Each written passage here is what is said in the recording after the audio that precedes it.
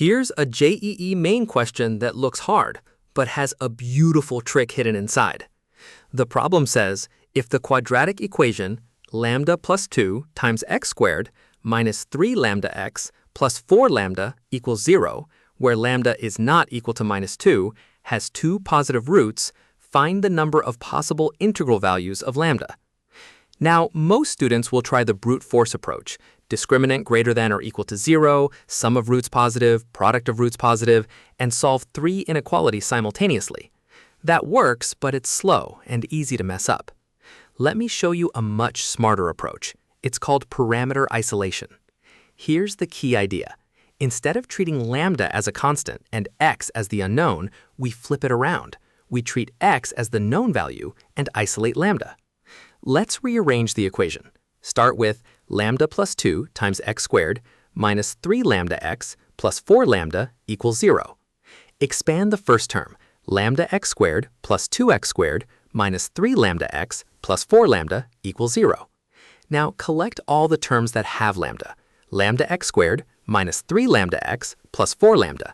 That's lambda times x squared minus 3x plus 4, and the remaining term is 2x squared. So we get lambda times x squared minus 3x plus 4 equals minus 2x squared. Therefore, lambda equals minus 2x squared divided by x squared minus 3x plus 4. Now, before we go further, let's check. Can the denominator ever be 0? The discriminant of x squared minus 3x plus 4 is 9 minus 16, which is minus 7. Since the discriminant is negative and the leading coefficient is positive, this quadratic is always positive, so the denominator is never 0. Perfect. Now define a function, f of x equals minus 2x squared over x squared minus 3x plus 4. Since the equation has two positive roots, we need x greater than 0, and for each positive root x, the value of lambda is exactly f of x. So the question becomes, for how many integer values of lambda does the equation lambda equals f of x have exactly two positive solutions? This is now a graphical problem. We just need to study the graph of f of x for x greater than 0. Let's find the critical points. Using the quotient rule, f prime of x equals 2x times 3x minus 8 divided by x squared minus 3x plus 4 all squared. Setting f prime of x equal to 0, 2x times 3x minus 8 equals 0. Since x is positive, x cannot be 0, so 3x minus 8 equals 0, giving us x equals 8 over 3. Now let's check the behavior. For x between 0 and 8/3, f prime is negative, the function is decreasing. For x greater than 8/3, f prime is positive, the function is increasing. So x equals 8/3 is a minimum point. Let's calculate the minimum value.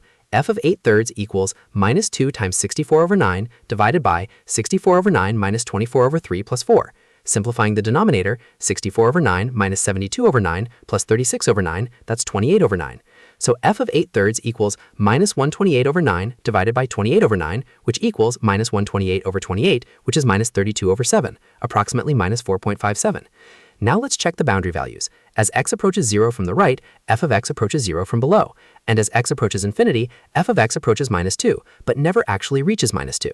So here's the complete picture. The graph of f starts near 0, decreases down to minus 32 over 7 at x equals 8/3, then increases back up, approaching minus 2 as x goes to infinity.